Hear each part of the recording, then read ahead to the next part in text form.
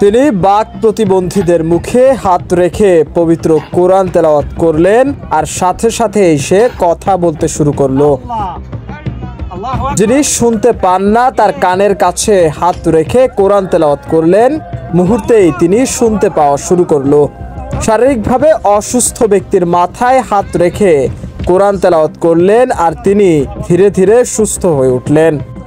সম্প্রতি এমনই কিছু ভিডিও সামাজিক যোগাযোগ মাধ্যমে ছড়িয়ে পড়েছে। এটাকে পবিত্র কোরআনের বরকত আর তেলাওয়াতের অলৌকিক প্রভাব হিসেবে বর্ণনা দিচ্ছেন অনেকেই। সমর্থনে তারা উল্লেখ করছেন পবিত্র কোরআনের সূরা বনী ইসরাইলের ৮২ নম্বর আয়াত, যেখানে বলা হয়েছে, আমি কোরআনে এমন কিছু নাজিল করেছি যা মুমিনদের জন্য শিফা ও রহমত। বিভিন্ন ব্যবহারকারী লিখেছেন, বিজ্ঞানীরা কোটি কোটি বছর চেষ্টা করেও যা পারবেন না, মহান আল্লাহ কয়েক সেকেন্ডের মধ্যেই সেটি করতে সক্ষম।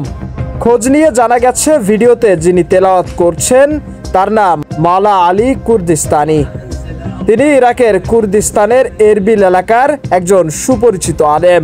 সামাজিক যোগাযোগ মাধ্যম ফেসবুকে তার অনুসারীর সংখ্যা প্রায় ৫.৭ মিলিয়ন। ভিডিওগুলো দেখে এটিকে অনেকেই আল্লাহর রহমতের নিদর্শন বলে বর্ণনা করছেন। মোহাম্মদ মাশরাফি, দৈনিক রূপান্তর।